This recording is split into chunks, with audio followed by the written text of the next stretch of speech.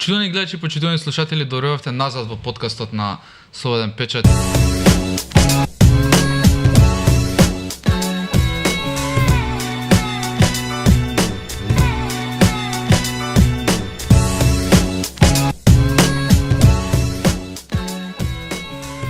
И ова среда во 20 часот ве информираме за многу интересни нови теми. Со нашиот денешен гостин може да разговараме за милион теми, но ете одлучивме да денеска се посвети малку на геймингот, на една многу интересна работа која младите особено се обседнати низ целото свое детство. Наш денешен гостин е Гора Светковски, глумец, геймер, програмер. Да можам да продолжам и понатаму, ќе оставам овие три главни работи. Горе се благодарам многу за ова денешно твое гостување, како што напоменав, малку ќе поразговараме за гейминг индустријата во Македонија. Како што јас следам низ последни неколку месеци и години се повеќе се развива таа, но нешто што мене многу ме радува е она девелопментот на игри, односно како младите кај нас креираат игри и интересот за тоа е се поголем. Ти како извршен директор на македонската гейминг индустрија или МГИ, како од твоја перспектива малку да ни раскажеш како започна прво со ова индустрија и како се внесе едноставно во овие води? Да, убаво си кажа, све освен тоа дека помладите сакаат гейминг, не баш напротив, новите статистики и истражувања кажуваат дека луѓето веќе играат игрици активно до 50 и некоја година, а после тоа почнуваат да стануваат неактивни, ама пак играат уште. Така што тоа е веќе проширено многу повеќе. Дело тоа е заради тоа што веќе се достапни многу игри на телефоните мобилни, дело тоа е заради тоа што многу многу луѓе се запознаа со геймингот за време на локдауните што ги имавме, повеќе работи доведа до тоа да играњето игрици веќе не е табу тема и не е само трошење време и трошење пари по играчници и не значи дека треба да седам у пушара и таму навечер нешто касно да се дешава и дека нема врска со лошите оценки во школа, геймингот и така натаму. Многу табуа се срушија и се уште се рушат. Некои од нив се уште се држат силно, не се даваат, но полека се отвараат сите убави аспекти во однос на геймингот, без разлика дали тоа било геймање casual, нели за кеф, дали е тоа развивање на игри, правење игри или дали е тоа еспорт, она третата гранка на геймингот. Во Македонија геймингот, односно развивањето на игри е особено зголемено во последните неколку години. Имаме повеќе студија веќе креирано. За жал, поголемиот дел од нив се малецки инди студија кои што се сочинуваат од 1, 2, 3 луѓе. Имаме неколку поголеми студија кои што носат голем буџет и доволно средства и вработуваат многу луѓе. Сега за сега ние сме во принцип некоја си златна средина во однос на околината, да речеме, ако се споредиме со Србија сме малку доле, но ако се споредиме со Косово, Албанија, Грција, Босна сме прилично добри, организирани. Во Македонија гейм девелопментот се освести практично и почна да се преизаи, нели да се зборува пред 11 години. И до денеска тоа се надградува, се прави со Global Game Jam-ови, со различни meetup-и и така натаму. И последниот Global Game Jam кој што го организираше MGI резултираше со најдобриот и најпосетениот Game Jam до сега. Game Jam, за тие што не знаате, Global Game Jam е 48-часовен маратон во правење игри. Значи луѓето си носат своји компјутери на едно место, сите не се познаваат тимови, поединци, не е битно. Важно е дека доаѓаат, им се дава една тема која што се дава на сегде во свет во исто време и во исто време на уште преку 5-6 локации на светот се прават игри на таа тема. Колаборираат, се дружат, се забавуваат, спијаат, повеќе тимови, значи неверојатна енергија и креативност се случува во тие 48 часа. Ние MJ нели ги снабдува со јадење, пиење, грицки, кафиња, чаеви, енерджи пијалоци, топло, ладно, пошто тоа е во јануари, последниот викенд во јануари. Интернет брз, локација, све да им биде, значи се да им е потаманет, они да се фокусираат само на креирање на креативната работа. Многу, јас кога ги гледав, кога ги следев тие гейм джеми, навистина интересот беше преголем, како што спомна и оваа година, но ме интересира малку и поопшто за игрите во Македонија, пример, бидејќи имаме голем број на млади креатори кои креираат игри, какви игри најмногу им фаќаат око, дали можеби за мобилни телефони или па оние или колку време им треба ќе им треба, бидејќи се уште не сме според мене на тоа ниво, да од Македонија да излезе на квалитетна игра за компјутер или за конзола, што може да излезе на глобално ниво. Во моментов до сега најуспешната македонска игра е hyper casual игра за мобилен телефон. Тоа е Tie Dye од тимот Furious Avocado, македонски тим комплетен. И таа е, значи, еден од тие игри се викаат Unicorn игри кои што заработува на ниво на светски игри. Значи зборам, тоа се преку 200-300 милиони даунлоудс има играта до сега. Игрите на мобилни телефони се многу лесни, многу ефтини за правење. Практично не ви треба некоја поголем тим или некое ултра големо знаење за да ја направите. Тоа ги прави лесно достапно. Но од друга страна па во ова мочуриште од многу пресатурирано, пренаполнето со игри кои што излегуваат во секоја минута, а е многу тешко па да се протнеш со мобилна игра. Што прави да е па многу тешко за тие мали студии што ќе направат игра да можат да се протнат. Од друга страна па игрите за конзоли и за PC-а можеби е полесно да се лоцираат, но е па многу по-скапо за да се изработат. Треба тим, треба 2D артист, 3D артист, гейм дизајнер, саунд дизајнер. Малце работата по напорна, по-тешка и тоа не е секогаш тимот и студиото не е секогаш спремно да вложи или дали има уопште да вложи толку средства. Кај нас има неколку тимови кои што работат на AA игри, се викаат тоа AA игри. AAA игри се оние што се многу скапи во светот, зборам за милиарди долари развивање кои што трае години. И нашите AA студија се успеваат да се финансираат преку некои од фондовите. Например,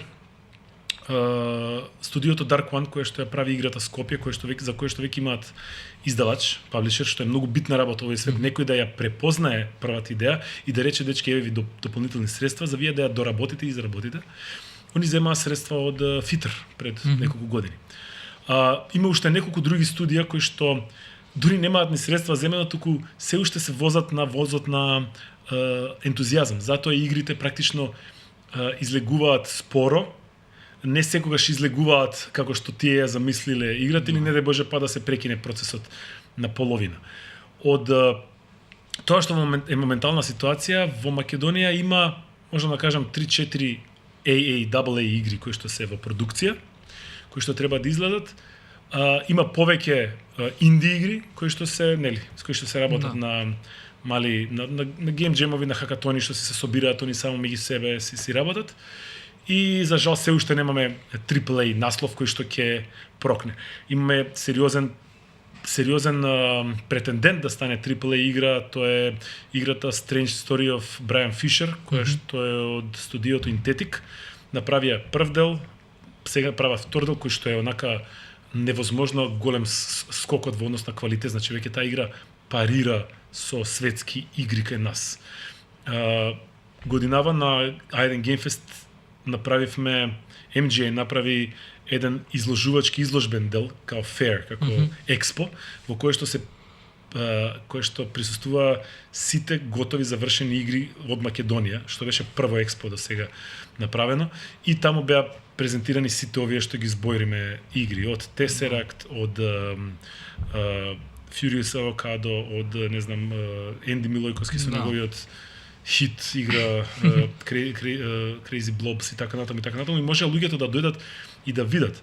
Например, Strange Story of Brian Fisher, дечките има направено цела Panic Room, односно не Panic Room, него како се викана соба со загадки. За загадки, да, Escape Room. Значи, баш Escape Room со загадки од играта, откако ќе ја решиш ти загадката во таа соба, се префрлаш на компјутер и продолжиш да ја решаваш играта, загадките во играта. Што е онака за пионерски за кај нас. Сме го виделе на страна, го гледаме се уште по сајми, по конференции, по конвенции, но кај нас се уште такви работи се трошок и не секој може да си ги дозволи, ниту пак сака да се малтретира заради тоа што кај нас не сум сигурен дека дури и они Интетик кои што имаат тоа е друга фирма која што е уствари матица на Интетик, кои што заработуваат и прават сериозен софтвер.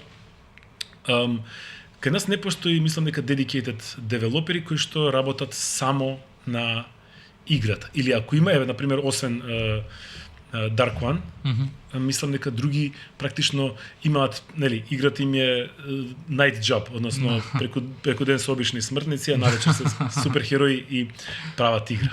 И па тоа ми беше баш си следното прашање, ги спомнавме на почетокот тие табу теми кои постојат околу видеоигрите, дека оние повозрастни генерации секогаш велат дека играњето видеоигри е губење време или слично, дека треба да седнат и да фатат книга, да учат, да не се зафркаваат. Но еве во како што спомнати во последните 11 години тоа дојде и во Македонија малку се менува времето дека еве ги и луѓето можат да заработуваат од креирање од видеоигри. Потоа малку ќе се посветиме на играњето видеоигри, како може се да се заработува тоа, да, но креирањето на видеоигри е нешто што и оние што можеби не биле најдобри, најквалитетни во играњето на видеоигри, им отвара нова врата за да можат да пак на некој начин да заработат пари, да останат во светот на видеоигрите. Го спомнав исто така и ковид од пандемијата, тоа беше едно доста тешко време на глобално ниво, да речам, но Не беше многу тешко, да ти кажам, за нас геймерите. ама да, тоа ќе кажав и јас, за нас геймерите беше она најубавото време што се уклучуваш на Дискорд од 8 вечер до Мораш, до 5 сати. така ти викаат, седи дома, никој не те бара на работа, едноставно ти наложуваат да се забавуваш дома и да останеш здрав во мозокот. И тоа тука игрите изигра клучна улога, мислам, дека тука се сменија многу работи на светско ниво. Многу работи се зезна дури во однос на тоа дека тогаш се испотворија многу студија во светот, се вработија многу луѓе во гейминг индустријата и сега ги гледаме тие падови во моментов се случуваат огромни отпуштања во гейминг индустријата. Не само таму се случува, сегде во целата IT индустрија, но пошто нели таа ја пратиме, таа ни е битна и таа за жал и тоа се случува, но за време на ковидот геймингот стана едно од неколкуте клучни работи во однос на нели да останеш здрав, прав и ментално силен во тие моменти. Тогаш многу луѓе, тоа беше многу интересно што многу луѓе кои што до тогаш има одбивност или нема шанса или нема желба да се запознаат со играњето игри, тоа беше за нив влезот и сега заради тоа и сега таа бројка е толку зголемена и толку популарна во целата. Имаш и еден мал милион игри излегоа од пандемијата, како Among Us, како не знам тие такви Колку друштвени сакаш. игри што Тоа бе игри кои што постоја, но едноставно пандемијата точно се најдоа своето место за време на пандемијата и стана хипер хитови и направија огромни средства и направија многу поместување во однос на како ќе изгледаат следните игри кои што ќе доаѓаат и што треба да се гледа, што треба да се посвети. Целата таа флуктуација на игри е многу интересна. Сега веќе сите големите студија веќе сватија дека најдобро се заработуваат пари преку лайв сервис игри. Лайв сервис игри се игри од типот на Fortnite, од типот на World of Warcraft, типот на League of Legends. Battlezone, League of Legends, Dota, значи игри кои што практично не можат да живеат без нивните развивачи, односно не е како синглплей игра за еден човек, како не знам, Супер Марио, кој ќе ти ја дадат, ти си седиш, си ја завршиш и тука е завршил играта и си завршен. Не. И сега практично сите големи студија форсираат.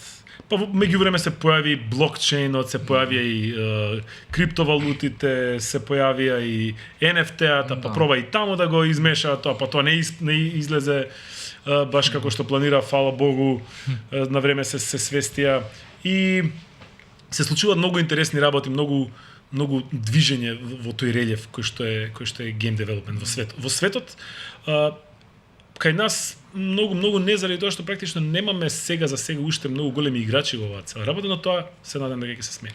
Да, тука сега би ги поврзал бидејќи во текот на пандемијата, еве и ние што сме обичните геймери имавме како да си го пополниме времето, но мислам дека најмногу успеа оние што се стримери кои ги пренесуваат својот геймплей на онлайн платформите.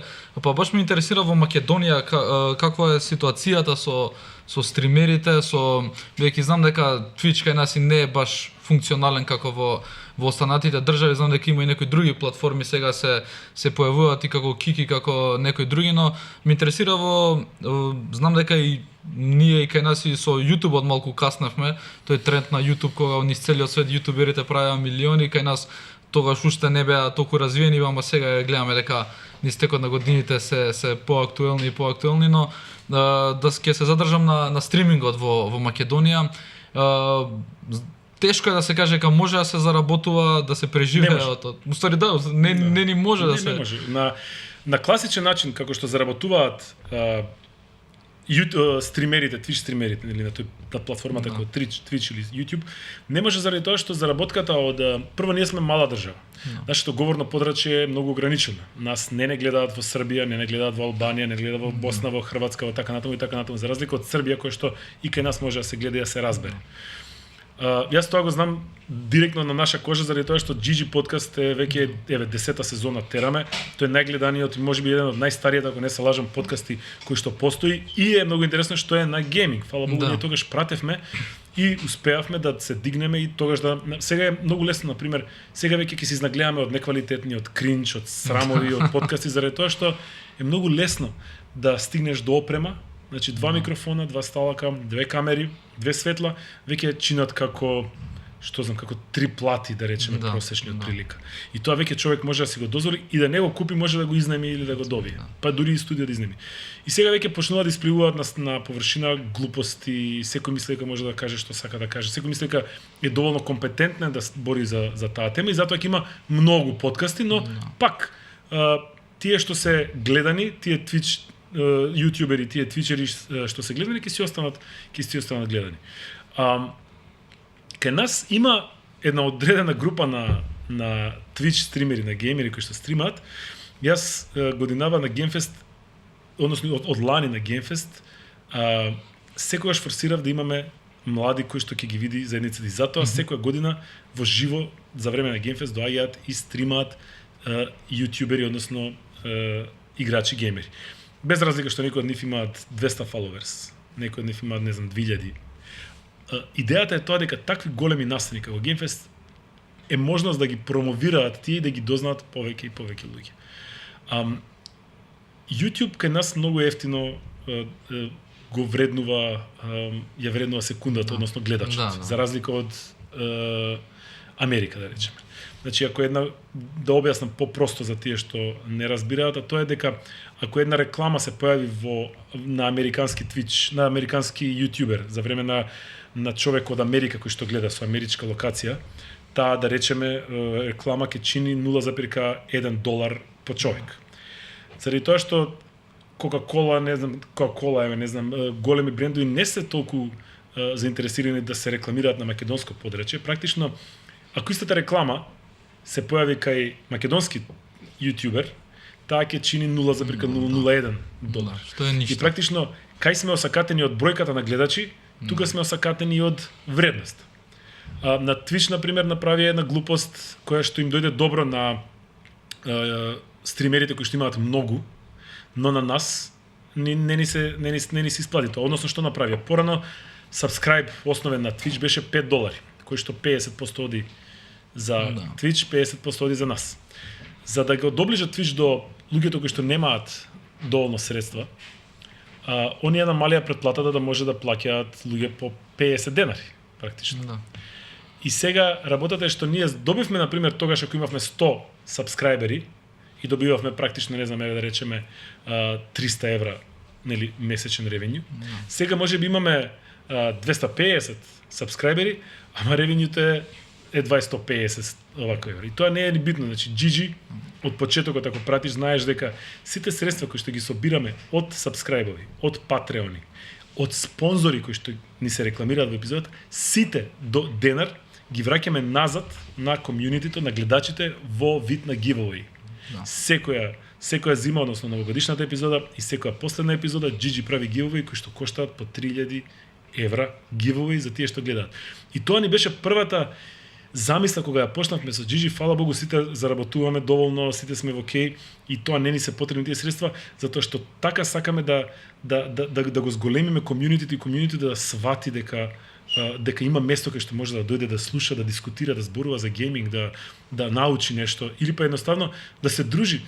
Тоа е како јас на сите им објаснувам, замислија темата која што најмногу ја сакаш во живот и седнаш со твоите најдобри, најблиски другари и си разговараш на нејзе и никој не те пречи. Значи тоа се многу драгоцени моменти за било кој човек и за било кој комјунити, така и се гради комјунитито.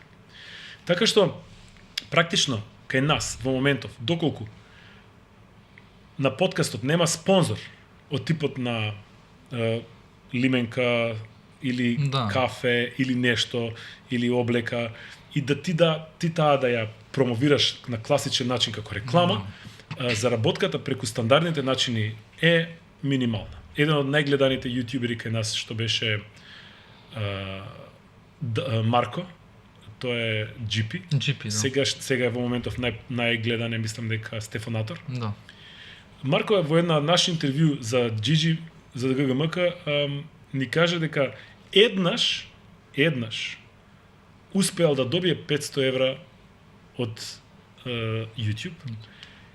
Значи тоа му е врвот, а него го гледа стотици илјади неговите видеа. Што е 100.000 да ти гледа? Тоа не, мислам дека овој подкаст сега нема таква гледаност, значи тоа не постои. Не сум сигурен дали националните вести ги гледаат толку. Не ми се верува. Значи тоа е сериозна бројка. И ако таа бројка официјално преку интернет каналот не ти донесе многу сума, тоа е само реалното колку впрочем е практично во моментов невозможна класичната subscribe опција или донација или што и да е преку тие канали. Но затоа, како што кажав, има спонзори кои што може да си ги викнеш да ти бидат и тука да се направи некоја комбинација. Но е многу погубно кога ќе се слушне бидејќи ете низ целиот свет кога ќе се види до каде е стигнати јутубот и твичот, сега више тие јутубери и стримери се селебритис или селебритис во Америка и во Британија, но кај нас е тоа многу, како што спомнавме, многу има уште да се работи. Значи да, ама и не баш. Тоа е исто како со глумци. Значи ти ги знаеш Бред Пит, го знаеш Џони Деп, ама не знаеш уште 300 кои што биле на кастингот за да играат човекот што ќе го носи тавчето за тој глумец. И тие 300 се исто така во Лос Анџелес, исто така згодни направени, рипт, исто така перфектно зборат 4 акценти, 3 јазика, свират 7 инструменти, играат, танцуваат, значи лепдат, ама едноставно немаат шанса да влезат.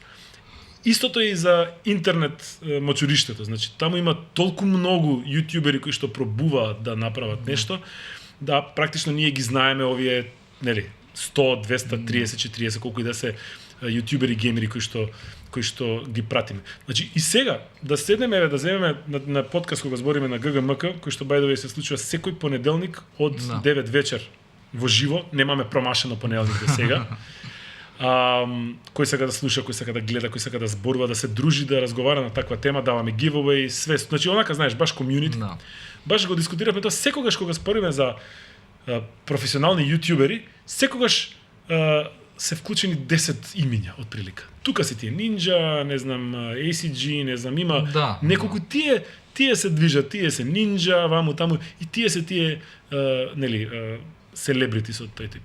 Има селебритис нормално и во не геймери, него класични јутјубери, не знам како овие што се Венесит или како да се вика, како да се каже типот. Па и тие Логан Пол некој такви, тоа све. Исто како што има и за децава што гледа, не знам, Princess Family и така дале, што се оние мултимилионски подкасти, секогаш ќе ги има тие, но и секогаш од нив мислам дека по 100 има кои што се неуспешни, кои што се доле во калти, кои што пробале, направиле нешто, тлееле и не успеале да прокнат. Кај нас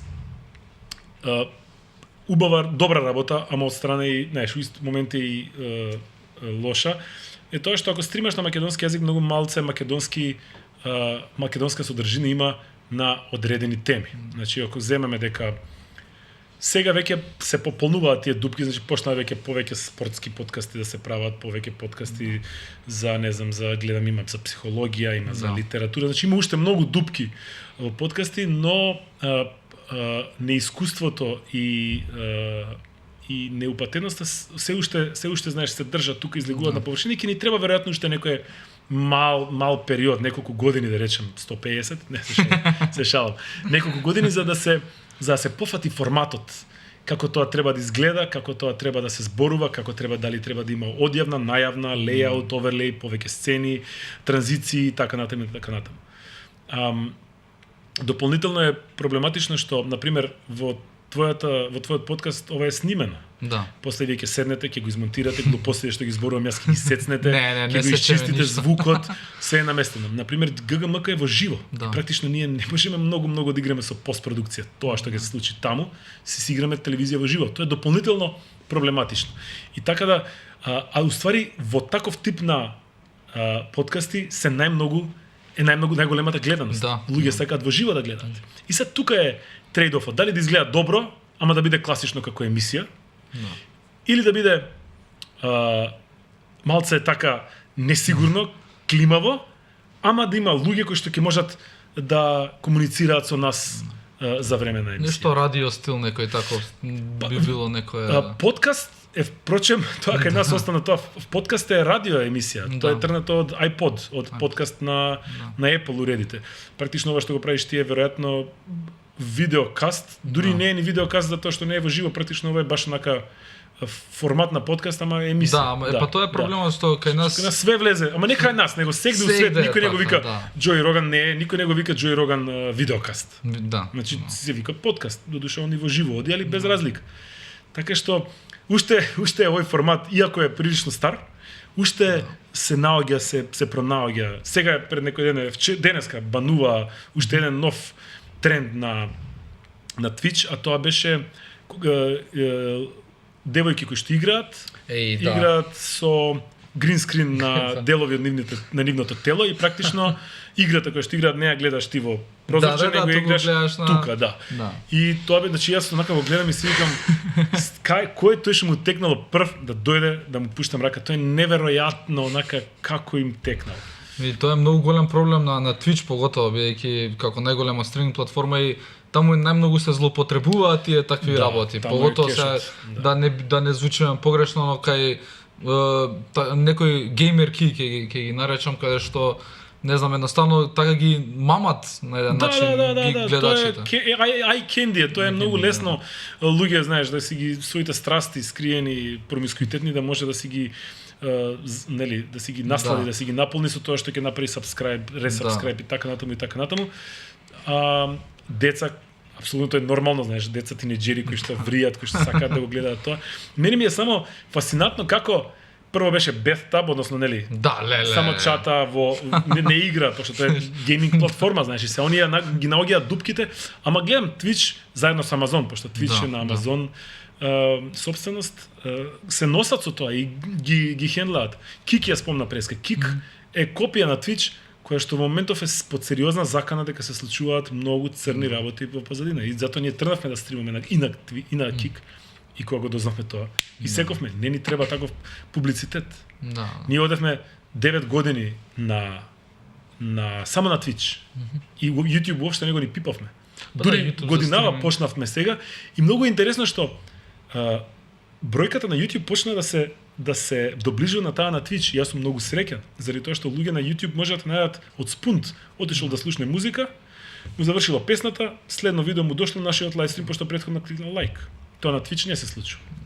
Види, тука е проблемот, да пример Кик имаше кога се појави на сцената како нова стриминг платформа, ги потпиша најголемите имиња, им ги зема на Twitch, им даде такви 100 милионски договори, но малце ќе се надоврземе на претходната тема кога зборевме и за подкастите, и за стримерите, и за јутуберите, мислам дека секогаш едно нешто што најмногу ќе се цени е оригиналноста, кај било кој стример, некој што снима подкаст или било што, оригиналноста ти ако се обидуваш некого не да можеби да имитираш, туку едноставно да земеш од него некој дел, па од некој друг некој дел, тоа не знам колку се цени кај големата публика, бидејќи на крај сепак оригиналноста е таа и затоа и нашите јутубери биле толку биле успеале да станат познати на македонската јавност, бидејќи оригиналноста се и цени. искреност, во принцип. Значи, кога доаѓа некој човек да те гледа во живо, он очекува, он од тебе гледа човек кој што го знае, кој што го познава. Значи, они имаат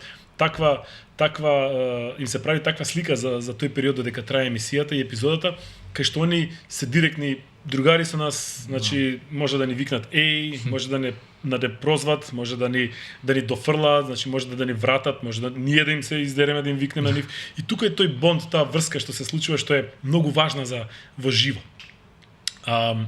И да, оригиналноста, ама кога таа оригиналност е искрена, кога не е фейкана, кога не е заради направено заради да е направено, него е направено кога е дојдено. И тоа на пример го имам јас научено под Gigi, пошто ние имаме пример да речеме 10.000 фоловери, лајкови да речеме на Facebook. Таму тоа не е примарната платформа. Кога ќе објавиме видео или пост, видеото или постот се читани 8.500 до 9.000 пати. Тоа е 85% од тоа, значи тоа е, а никогаш во животот не сме купиле, ниту сме правеле бустинг на објавите, на објавите. На објавите да, но никогаш не сме купувале фейк акаунти за да добиеме. Знаеш, тоа е момент кој што нели нормално. За да отидам јас кај спонзор, треба да му речем имам 100.000 лајкови. Ама работата е што кога јас ќе објавам нешто од тие 100.000 лајкови, пак ќе лајкнат 8.000, тие што ни биле хардкори. Затоа ние уште од почетокот, фала му на Бога, решивме до тоа дека не купуваме.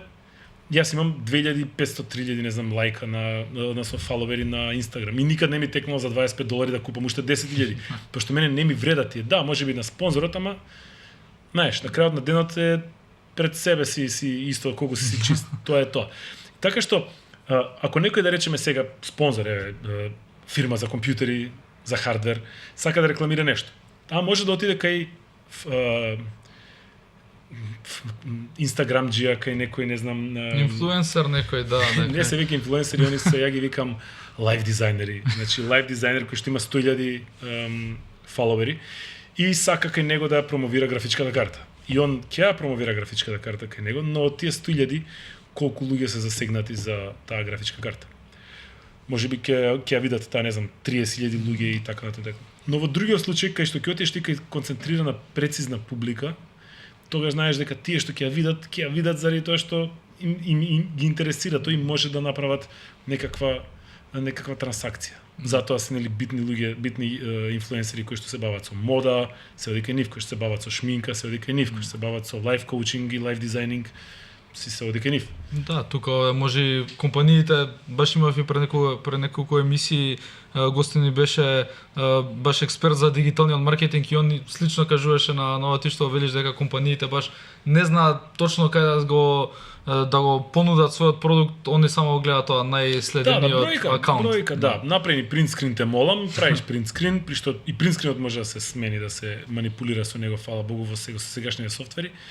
Но тоа е битното и тоа е легитимно до негде. Значи они едноставно им требаат бројки, им треба опиплива работа. Јас тоа го викам секогаш кога ќе ми речат што донесовте вие.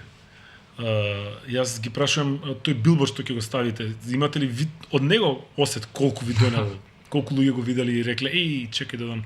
Значи нема, едноставно некои работи мора да се напипа, да се опипа, да се искусат за да се види кај стојат работите. Гора смалку ќе сменам тема, бидејќи една од најинтересните теми што го окупира светов моментално и низ години назад е спортот. Спортот има на светско ниво, има секоја од поголемите игри нормално си имаат своји првенства и надпревари, лиги, тоа веќе е навлезено како и обичниот спорт, но кај нас некако имаше секако индивидуалци кои успеа нешто да направат, бевме и многу светски шампиони бевме. Да, во Дота, во Кантер Страйк го имавме. И во Кантер победија Да, на Имаше- ESL, да. не на ESL, туку на ESF, мислам Да, дека да. беше, Еспортска федерација, да. И тоа мислам дека е еден добар мотив, голем мотив за и останатите млади луѓе да видат дека има и од Македонија може да се успее со еспортот. Нема граници за тие работи, исто како што нема граници за добар дизајнер, за добар програмер, за добар, не знам, копирајтер. Едноставно сега не ти треба виза за тоа. Ако си добар, фала Богу, ќе ти извадат виза, ќе ти дадат начин да стигнеш таму. Македонија даде неколку луѓе. Зборам, ќе кажам луѓе поединци заради тоа што ти играат во тимови, кои што не се со македонска доминација во нив. Поголем дел од нив не се македонци. Таков беше Сакса, таков беше Киксан, така беше Цацанито, Сакса беше во Дота, кој што и освои TI, тој е најголемиот престиж во светот. Во моментов имаме двајца представници, тоа се Киксан и Цацанито кои што играат на ESL, тоа е над ова што го спомнати светско што се вика, што така светско се вика, ама лигата која што ја носи ESL е далеку по сериозна и потешка за играње. Таму имаме двајца представници, што е многу голема работа. И имаме многу кои што се во второ место тука, кои што играат во тимови и во светски тимови кои што се уште се нагоре. Еспортот е многу интересна тема за разговор, затоа што еспортот е една од најнеблагодарните дисциплини во однос на спорт. Затоа што тоа се сати и сати пред компјутер, во денови, во периоди кога младиот човек е најспремен физички и ментално за било што друго да прави. И животниот век на атлетата е многу краток заради време, заради физички работи, но пред се заради менталната тежина и пресија која што ја прави тој тип на спорт. Да, ќе речете и другите спортови се тешки, но ова е специјално тежок спорт, ментално се издржи заради тоа што за разлика од другите спортови кои што ќе излезат и ќе одат ќе тренираат, фудбалер да речем, ќе оди ќе трча 2 сати, он не може да трча 6 сати да му дадат, не се ненормални, значи не може да му каже дојди вечер пак уште 2 сата. Овде стана збор за сесии кои што траат по 6, по 8 сата играјки. Многу често тоа веќе се случува и од дома цело време, па практично он е еден човек затворен во една соба со мониторот пред себе и он практично кога ќе заврши со официјалниот тренинг, он си продолжува да игра за да биде. И тука е малку целата таа работа зезната, пошто влогот е многу поголем. И шансите да се успее се многу мали, без разлика дополнително тоа што еспортот уште во зародиш, иако има многу средства во него, многу фирми, многу компании вложуваат и сакаат да го кренат на едно ниво, се уште е така недефиниран од самата причина што игрите во кои што се надпреваруваат играчите се приватна сопственост. И практично не е како топка кој сака може да земе и да игра, туку е баш приватна сопственост и во екстремен случај, доколку таа компанија рече вие не може да играте, целата лига ќе пропадне. Затоа е уште така малце дај ми го натиго. Иако на светски рамки се прават огромни настани, огромни ивенти.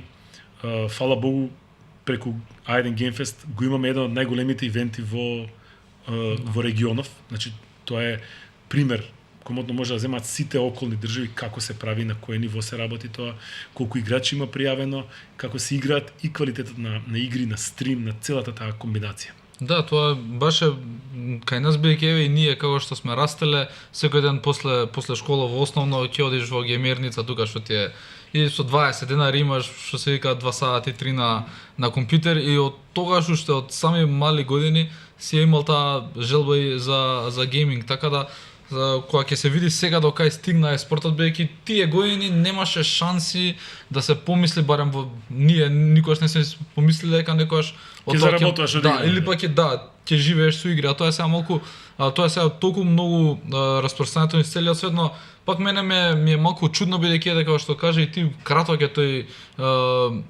Кратко им трае работен век. век на професионалните спортисти и така да, а не сум сигурен колку можат да заработат за потоа целиот свој живот да живеат од тоа. Пензионирањето практично се случува во многу зезнат период. Значи тој човек веќе не е доволно млад за да почне да брка нешто друго. Да. Не е стар за да се пензионира и да седи дома да гледа внуци. Се уште има премногу пензионирани спортисти и атлети за да можат сите да бидат коучови и да бидат тренери. И тука е тој дисбаланс малце што се случува во целата работа. Но, види, спортиста не е единствената професија во која што играш за пари. Например, конкретно, во Македонија има едно студио огромно што се вика Indium Play, кој што работат QA, односно Quality Assurance, тестери се, тестираат игри за странство. Значи не правам муабет за било какви игри, него правам муабет за игри од типот на AAA наслови кои што треба да излезат, типот на Fallout, типот на како се викаше, значи такви големи работи. Да. И практично луѓето, мислам дека бројат преку 50 души, значи луѓето како мене, како тебе, како што сакаат да заработуваат, може да си отидат во Indium Play, да се аплицираат за работа, да ги викнат и они во текот на денот 6-8 сата работен период кај што се пријавени, кај што се добиваат пензиско, здравствено, сите ништо ни приватно одење на театар, знаеш истите бенефици, само што ќе имаат шанса да тестираат игри, да тестираат VR, да тестираат бети, значи многу интересно тоа што јас како дете сум сонувал да можам да го направам, сега практично постои и кај нас во Скопје, значи не е, слушај, да, ама треба да одиш, не, тука е, да. Тоа е многу битно, многу интересно кога ќе се случи дека буквално е dream jobs што си ги имал како млад, сега се исполнуваат. Малку ме интересира и за тебе малку лично да споменеме, бидејќи ета ти си еден од најпознатите наши глумци, но ета некако со геймингот се влезе во еден тотално друг круг што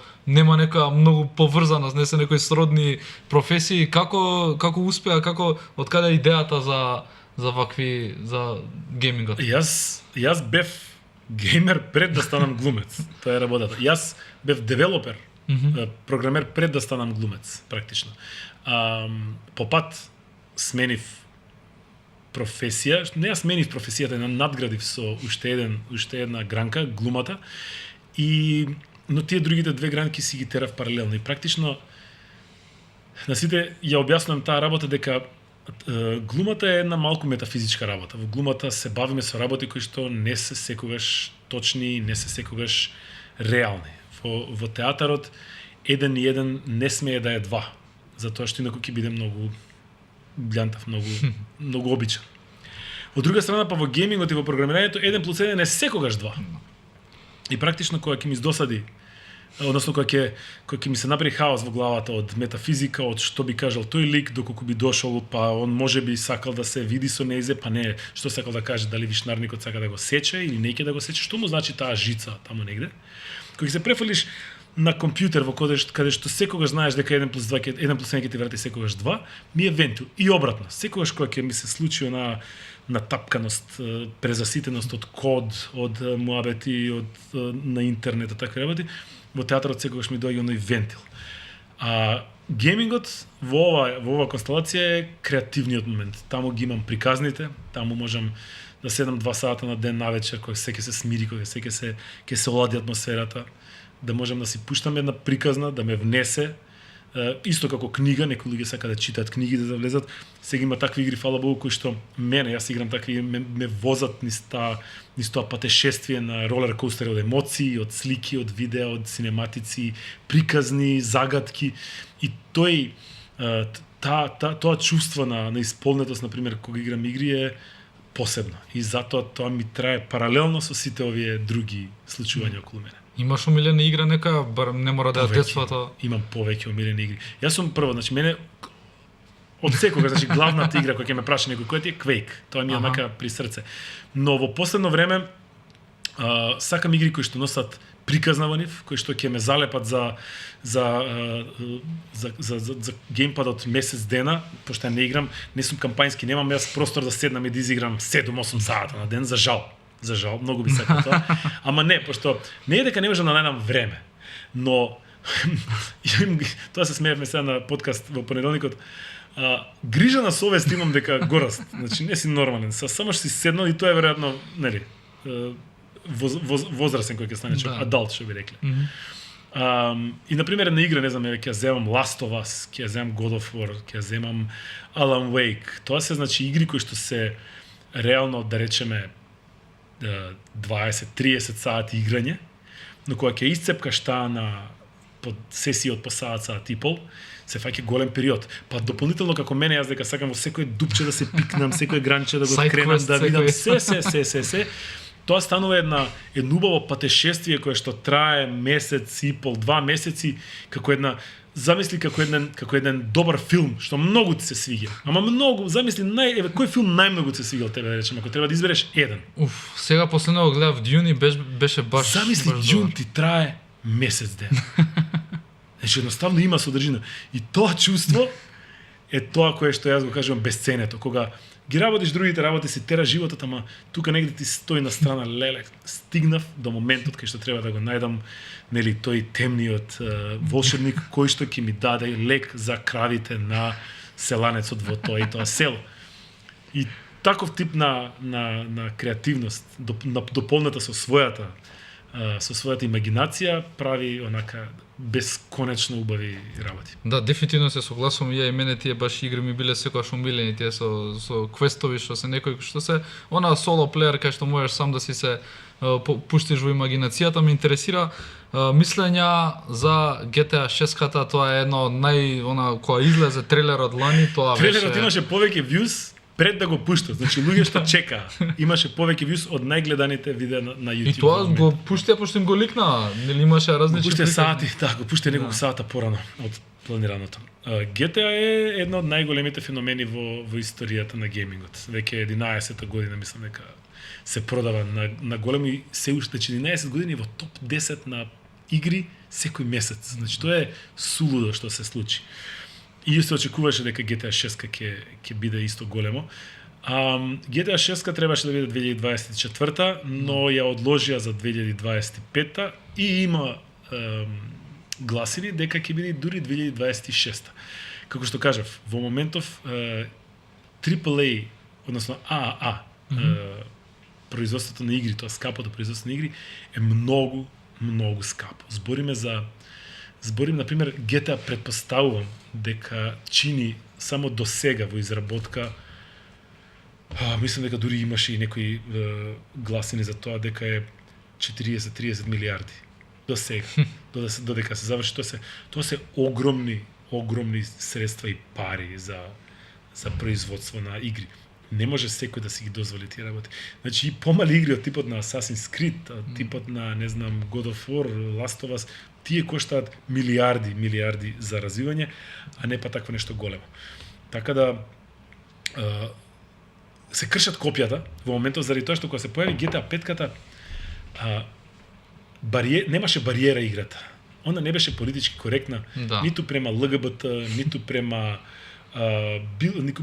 према боја на кожа, према раса, према религија. Немаше влакна на јазикот, према било каков медиум. И сега се кршат копијата дали ќе успеат од Rockstar да задржат тој тип на хардкор пристап, за кој што практично скоро цела гейминг заедница сака, или ќе потпаднат на моменталната woke или wookie култура која што мора да биде допадлива на секој во секој момент. И тука е сега дилемата, има многу полемики околу тоа, не знаеме што ќе биде на крана. Јас мислам дека ќе потклекнат, искрено, заради тоа што пресијата е сега голема. Можеби тоа одложување, ова се е моја теорија, нели, theory crafting. Можеби тоа одложување за понатака си земаат простор за да видат како ќе се однесува народот и земјата во поглед на тие работи. Може ќе омекне малце тоа движење и ќе може, знаеш, колку толку пак да се врати на оној што е ортодоксен free speech, а не free speech па ама работа.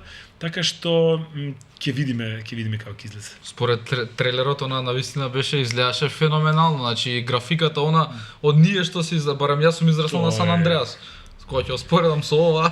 Тој вајб, таа емоција, таа атмосфера која што долови со музиката, со колоритот, со катсинсот, со сите сегменти, со кадрите, со репликите, со акцијата е комплетно погодено во стилот на досегашните трейлери кога ни ги представувале GTA игрите. Но мораше, пример, јас кога бев средно негде кога завршував, тоа се појави Fortnite и Fortnite кога ќе спореше и Fortnite со она прво што беше, со она што е сега, е тотално различно. Да. Така да еве и GTA можеби ако некако се адаптира нови трендови во светот, можеби па и нема да биде најлошо, нема да биде како оригиналното, но може ќе им треба време на оние хардкор фанови да прифатат. Види, секако секако ќе дојде ќе најде на хейт, Да. како и се што наидува на хейт, сега веќе игрите се хейтани пред да излезат за да им тоа е како еден шамар,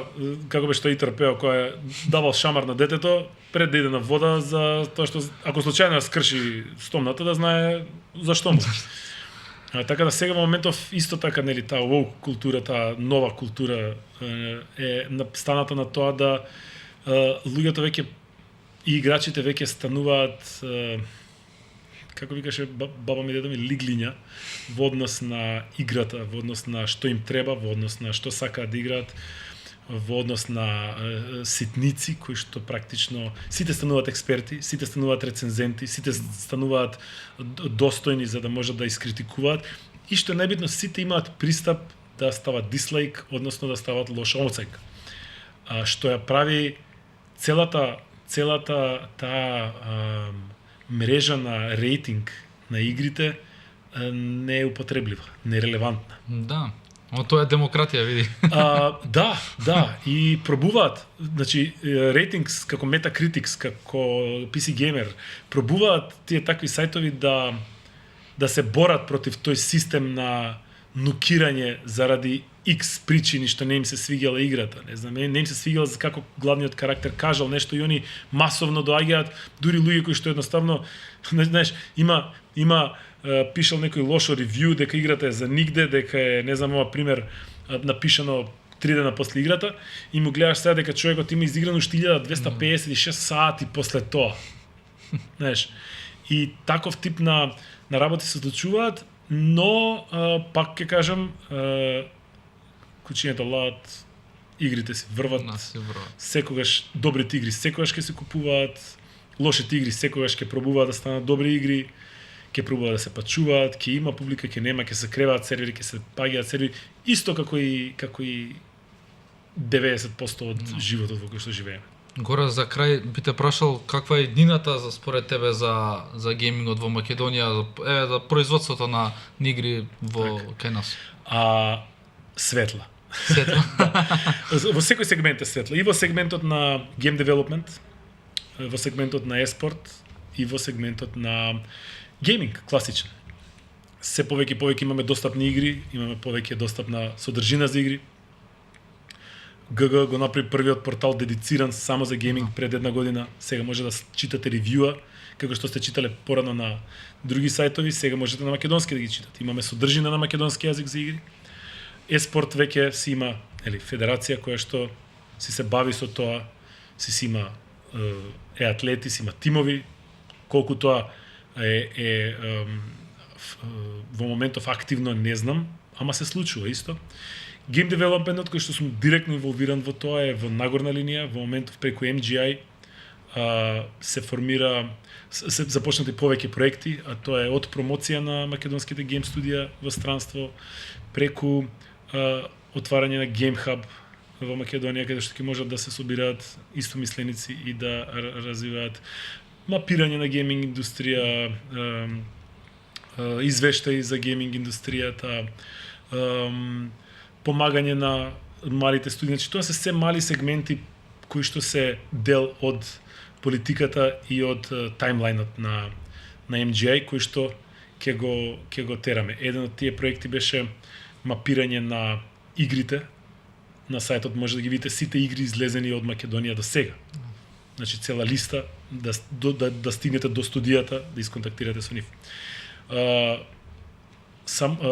Правењето на прво експо на GameFest беше еден од чекорите, а тоа е да има изложба годишна, иако е многу мала продукцијата, да има сепак каде што ќе можат гейм девелоперите, развивачите на игри да се состанат, да се видат, да се дружат, па и луѓето што играат игри да видат дека тоа се луѓе од крв и месо, дека таа професија може да ја учат и тука. Многу битна работа на MGI е проектот за инволвирање на, односно имплементирање на гейм девелопментот или барем сегмент од гейм девелопментот во образованието официјално, средно и основно. И да сме живи и здрави, тоа треба да повлече повеќе работи, па се надевам дека за некоја година ќе имаме светска конференција, таква со спикери од типот на Џон Ромеро, од типот на Кори Барлог, големи имиња во вакото да дојдат во Македонија и благодарение на тие ќе повлечат и други студии и инвестиции за да можат тука да дојдат. Правиме услуга на државниот систем со ова, кој што до сега нема никаква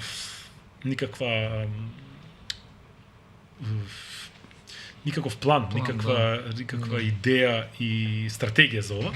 Но секогаш има утре и може, нели, ќе се случат тие работи. Така да сите сегменти се одат кон подобро.